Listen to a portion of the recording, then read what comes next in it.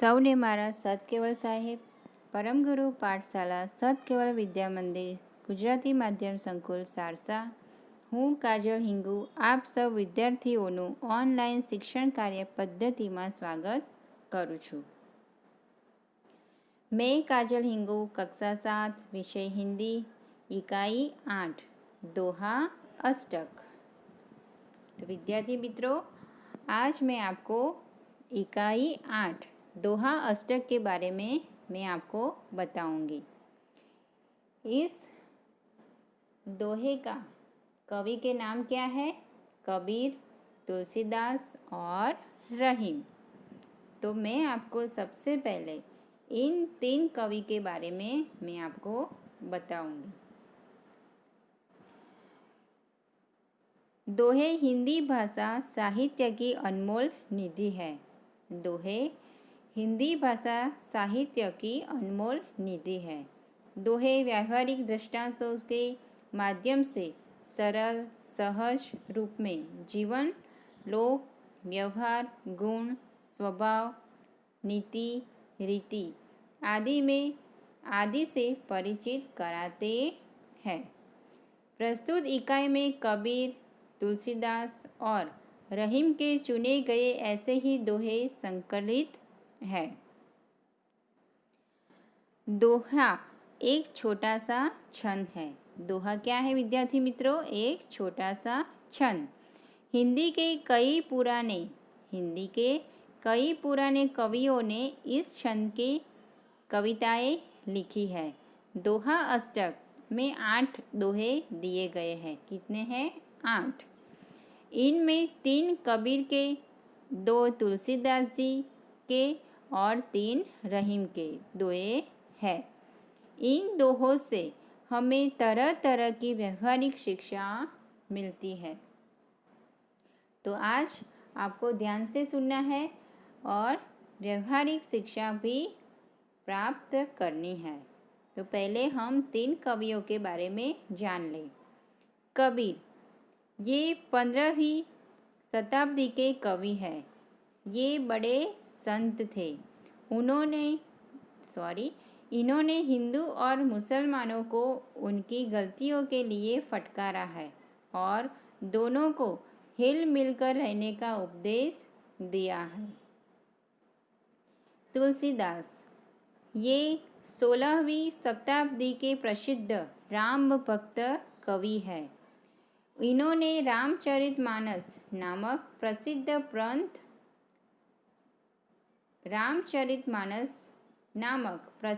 ग्रंथ लिखा है. रहीम, इनका पूरा नाम अब्दुल रहीम खान खाना. ये बड़े उदार और अनुभवी थे. हिंदी में इन्होंने बहुत ही सुंदर दोहे लिखे हैं. तो विद्यार्थी मित्रों, हम पहले दोहे का गान करेंगे और बाद में मैं आपको इसका अर्थ समझाऊंगी. तो आप सब तैयार हैं ना? ओके, तो आप सबको मेरे साथ गाना है. ओके. बड़ा हुआ तो क्या हुआ, जैसे पेड़ खजूर, पंथी को छाया नहीं, फल लगे अति दूर. कबीरा, फल लगे अति दूर. साधु ऐसा चाहिए, जैसा सूप सुभाए, सार सार को गही रहे, थोथा दे उड़ाए. कबीरा, थोथा दे उड़ाए. माखी गुड़ में गड़ी रहे, पंख रयो लिपटाए. हाथ मले और सिर धुने, लालच बुरी बलाय. कबीरा, लालच बुरी बलाय. तो विद्यार्थी मित्रों, आपने गाया ना मेरे साथ। ओके, कैसा लगा? अच्छा ना? तो आपको ये 3-4 बार आपको गाना है। ओके, तो मैं पहले आपको कबीर जी की ये दोहे को, इसका अर्थ गुजराती में और हिंदी में बताती हूँ। बड़ा हुआ तो क्या हुआ, बड़ा हुआ तो क्या हुआ, जैसे पेड़ खजूर, पंथी को छाया नहीं, फल लागे अति दूर। पंथी यानी यात्री, राही या मुसाफिर। तो विद्यार्थी मित्रों, आपको ये शब्दार्थ लिखने हैं। अति, अति यानी बहुत। साधु ऐसा चाहिए जैसे शुभ सुभाए, सार सार को गही रहे, थोथा दे देई उड़ाई।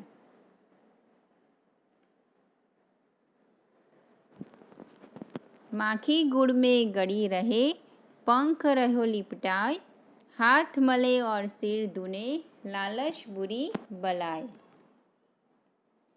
सूप, सूप यानी अनाज साफ करने का एक साधन। सुभाय, सुभाय यानी स्वभाव। सार, सार यानी तत्व, असली वस्तु या निष्कर्ष। थोथा, थोथा यानी निकम्मी चीज यानी कचरा। तो विद्यार्थी मित्रों, मैं आपको इसका अर्थ समझाती हूँ।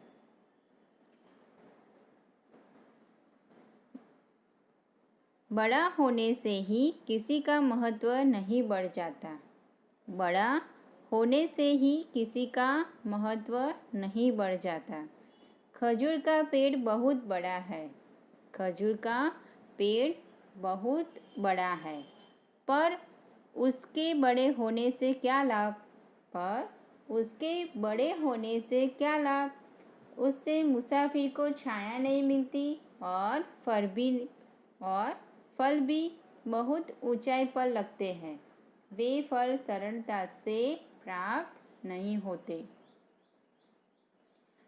साधु, साधु यानी सज्जन, पुरुष सूप जैसे स्वभाव वाला होना चाहिए।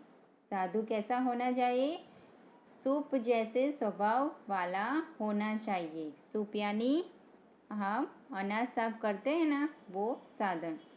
सूप अच्छे अनाज को अपने अंदर रख लेता है। सूप क्या करता है? अच्छे अनाज को अंदर ले लेता है और कचरे को बाहर फेंक देता है। उसी तरह साधु पुरुष को तत्व की बातें ग्रहण कर व्यर्थ की बातें छोड़ देनी चाहिए।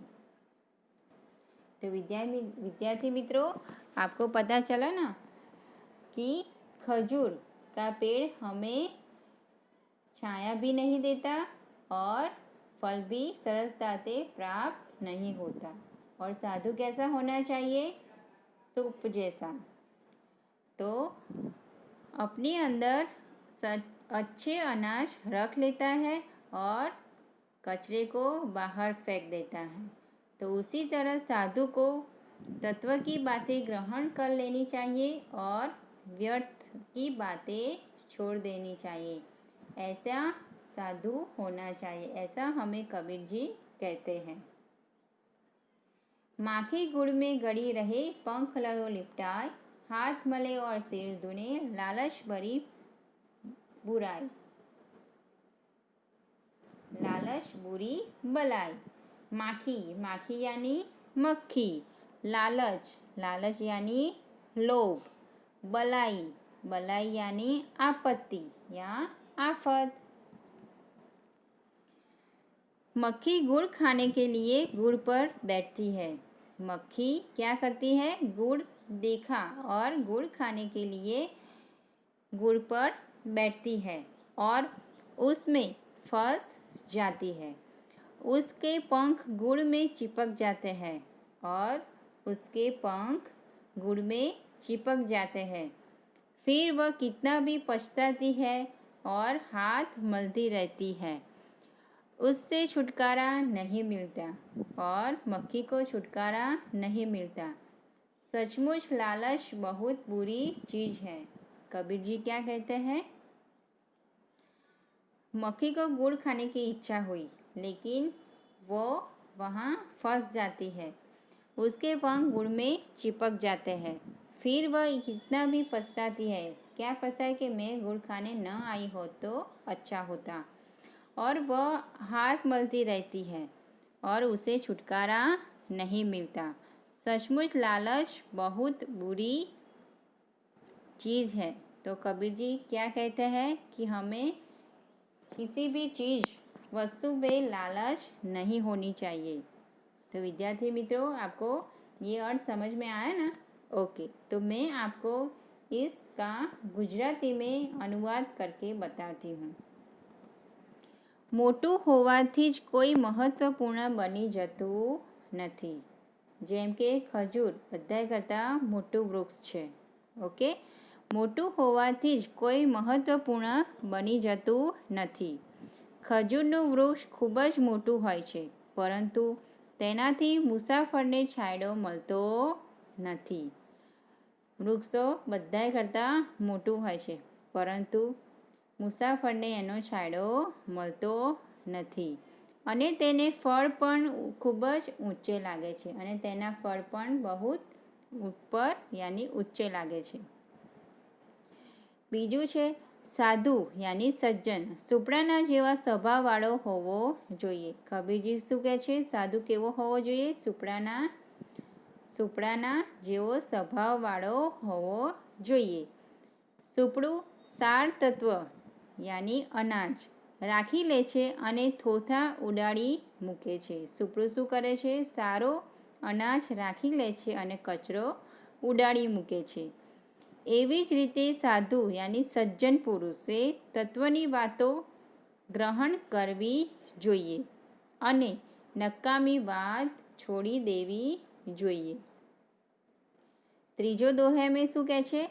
માખી ગોળ ખાવા માટે ગોળ પર બેસે છે અને તેમાં ફસાઈ જાય છે. માખીને તો ગળ્યું વસ્તુ જુઓ એટલે કેટલી લાલચ થાય.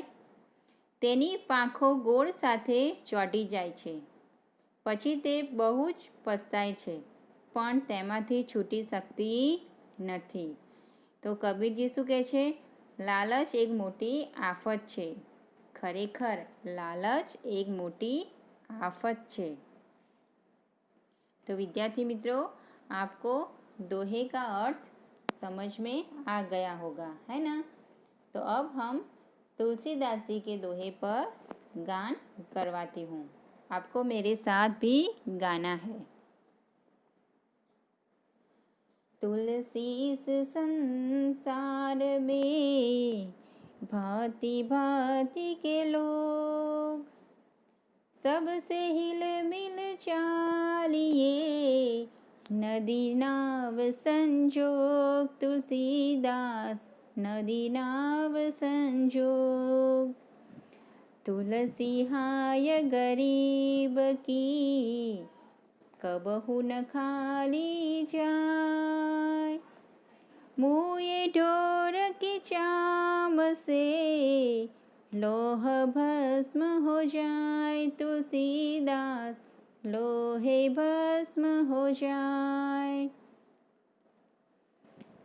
तो विद्यार्थी मित्रों, आपने गाया ना? ओके, तो मैं आपको इसका अर्थ समझाती हूँ, लेकिन मैं बोलूँ तो आपको ये शब्दार्थ लिखने हैं. भांति भांति के, इसका अर्थ क्या होता है? तरह तरह के यानी भिन्न भिन्न प्रकार के. हिल मिल એટલે मिलजुल कर, प्रेम से और शांति पूर्वक.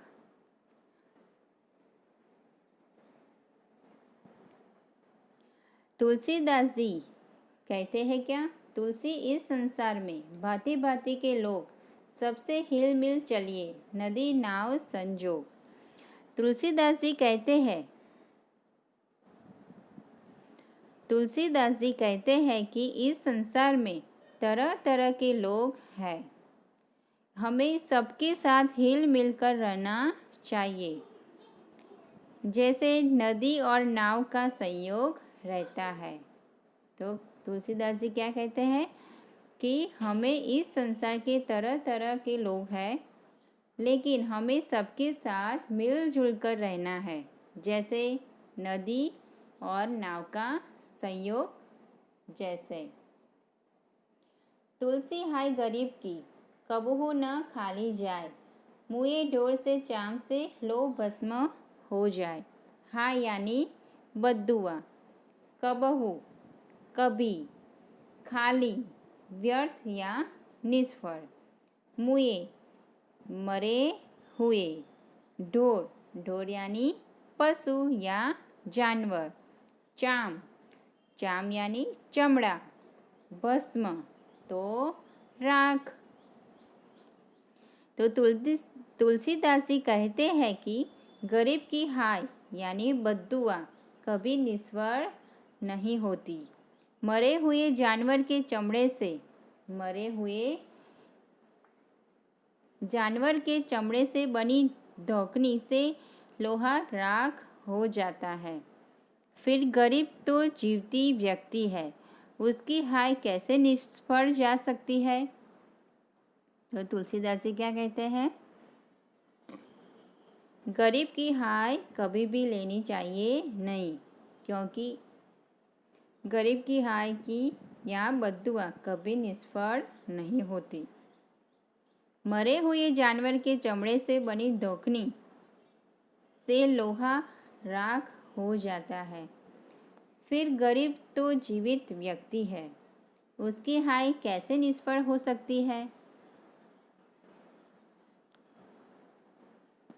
तो विद्यार्थी मित्रों, आपको ये समझ में आया ना तुलसीदास जी के दोहे के बारे में? तो मैं आपको गुजराती में समझाती हूँ। तुलसीदास जी કહે છે કે આ સંસારમાં અનેક પ્રકારના લોકો હોય છે। નદી અને નાવના સંયોગની જેમ આપણે સૌની સાથે હળીમળીને રહેવું જોઈએ। બીજા દોહેમાં શું કહે છે? તુલસીદાસજી કહે છે કે ગરીબની હાય યાની નિસાસો કદી નિષ્ફળ જતી નથી। મરેલા જાનવરના ચામડીની બનેલી ધમણથી લોખંડ પણ ભસ્મ થઈ જાય છે, તો પછી ગરીબની બદ્દુઆ કેવી રીતે નિષ્ફળ જાય? तो विद्यार्थी मित्रों, आपको पता चला ना? ओके, तो हमें भी किसी भी गरीब की हाय लेनी चाहिए नहीं। तो अब हम तीसरे कवि यानी रहीम जी के दोहे के बारे में मैं आपको बताती हूँ। तो आप तैयार हैं ना मेरे साथ गाने के लिए? ओके। रहीम ने धागा प्रेम का, मत तोड़ो चटकाई, टूट से फिर ना जुड़े, जुड़े गांठ पड़ जाए। रहीम जी जुड़े गांठ पड़ जाए।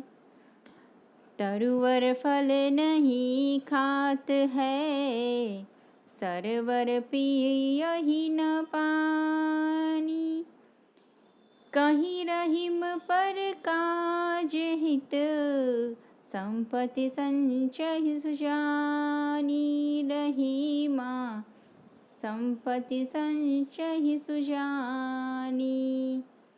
रहीमन देखी बड़े न को, लघु न दीजिए डारी। जहाँ काम आवे सुई, कहाँ करे तलवारी। रहीमा कहाँ करे तलवारी। तो विद्यार्थी मित्रों, आपको ये दोहे का गान आपको करना है।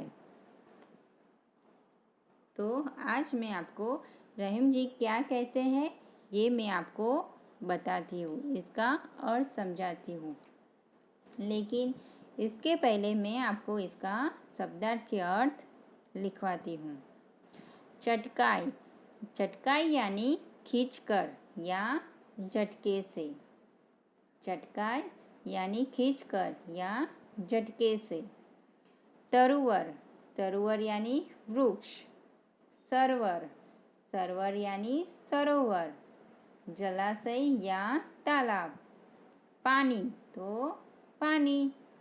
प्रकाश तो परोपकार, दूसरों की भलाई करना। संचयी यानी संग्रह करते हैं। सुजानी यानी सज्जन। बड़ेन, बड़े लोगों को।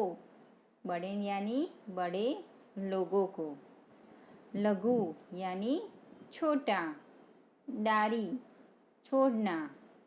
उपेक्षा करना। डारी यानी उपेक्षा करना। कहा यानी क्या। तलवारी यानी तलवार। रही मन धागा प्रेम का, मत तोड़ो चटकाए, टूटे से फिर ना जुड़े, जुड़े गांठ पड़ जाए। रहीम जी कहते हैं कि प्रेम के धागे को खींचकर झटके से मत तोड़ डालो। यह एक बार टूट जाने पर फिर जुड़ता नहीं और जुड़ता भी नहीं है। तो उसमें गांठ पड़ जाती है। जुड़ता भी है तो उसमें गांठ पड़ जाती है। प्रेम में पहले जैसी मिठास नहीं रहती। रहीम जी क्या कहना चाहते हैं इसमें कि प्रेम के धागे को खींचकर यानी झटके से मत तोड़ो। यह एक बार टूट जाने पर फिर जुड़ता नहीं और जुड़ता है तो उसमें गांठ पड़ जाती है। प्रेम में पहले जैसी मिठास नहीं रहती। तरुवर फल नहीं खात है, सरवर पीहई न पानी, कही रहीम प्रकाश हित, संपत्ति संचयी सुजानी। रहीम जी कहते हैं कि पेड़ अपने फल खुद नहीं खाते। रहीम जी क्या कहते हैं कि पेड़ अपने फल खुद नहीं खाते। सरोवर अपना पानी खुद नहीं पीते और सरोवर भी अपना पानी खुद नहीं पीते। इसी तरह सज्जन दूसरों का भला करने के लिए ही संपत्ति का संग्रह करते हैं। इसी तरह सज्जन यानी बड़े लोग दूसरों का भला करने के लिए संपत्ति का संग्रह करते हैं। रही मन देखी बड़े न को, लघु न दीजिए डारी, जहाँ काम आवे सुई, कहाँ करे तलवार। रहीम जी कहते हैं कि बड़े लोगों को देखकर, बड़े लोगों से प्रभावित होकर छोटे लोगों की उपेक्षा मत करो। रहीम जी क्या कहते हैं, अमीर को देखकर गरीब की उपेक्षा मत करो। बड़े लोगों को देखकर प्रभावित होकर छोटे लोगों की उपेक्षा मत करो। जहाँ सुई काम आती है वहाँ तलवार काम नहीं आती। देखो रहीम जी क्या कहते हैं, जहाँ सुई काम आती है वहाँ तलवार काम नहीं आती। तो आपको ये समझ में आया ना? ओके, तो मैं आपको ये गुजराती में बताती हूँ। રહીમ જી કહે છે કે પ્રેમના દોરાને યા તંતુને ખેંચીને તોડી નાખશો નહીં. એ એકવાર તૂટી ગયા પછી પાછો જોડી શકાતો નથી અને જોડીએ તો પણ એમાં શું પડી જાય છે? ગાંઠ પડી જાય છે. પ્રેમમાં પહેલાં જેવી મીઠાશ રહેતી નથી. જો આપણે પ્રેમનો સંબંધ પહેલાં તોડી નાખીએ અને ફરીથી આપણે એની જોડે જ રહેવા લાગીએ પણ પહેલાં જેવી મીઠાશ રહેતી નથી. 7મો દોહે. રહીમજી કહે છે કે વૃક્ષ પોતાના ફળ પોતે ખાતા નથી. એ તો તમે બધાએ પણ જોયું હશે. સરોવર પોતાનું પાણી સ્વયં પીતું નથી. નદી પણ પાણી પોતે પીતું નથી. એ જ રીતે સજ્જનો બીજાનું ભલું કરવા માટે જ સંપત્તિનો સંગ્રહ કરે છે. એ જ રીતે સજ્જનો બીજાનું ભલું કરવા માટે યાની ગરીબોને દાન આપવા માટે અને એની ભલાઈ કરવા માટે સંપત્તિનો સંગ્રહ કરે છે. 8મો દોહે. રહીમજી 8મા દોહેમાં શું કહે છે કે મોટા લોકોને જોઈને નાના માણસોની ઉપેક્ષા કરશો નહીં. રહીમજી કહે છે મોટા લોકોને જોઈને નાના માણસોની ઉપેક્ષા કરશો નહીં. જ્યાં 100 કામ લાગે છે ત્યાં તલવાર શું કામ કરી શકવાની હતી? જ્યાં 100 કામ લાગે છે ત્યાં તલવાર શું કામ કરી શકવાની હતી? જ્યાં 100નું કામ પડે ત્યાં 100 જ કામ આવે અને જ્યાં તલવારનું કામ હોય ત્યાં 100 કામ ના આવે, ત્યાં તલવાર જ કામ આવે. તો રહીમજી કહે છે કે તમે નાના માણસ એટલે ગરીબોની ઉપેક્ષા કરશો નહીં, મોટા લોકોને જોઈને. तो विद्यार्थी मित्रों, आपको ये दोहे समझ में आ गया होगा. ओके, तो ये दोहे आपको याद करना है और कंठस्थ करना है और 2 बार नोट डाउन करना है. और इसके शब्द मैंने आपको लिखवाए थे वो भी लिखना है और पुस्तक में है वो भी लिखना है. तो विद्यार्थी मित्रों, आपको मुहावरे भी लिखना है, अभ्यास भी लिखना है और स्वाध्याय भी लिखना है. तो विद्यार्थी मित्रों, आपको ये पाठ स्वाध्याय पोथी में भी नोट डाउन करना है. तब तक अस्तु. सत केवल साहेब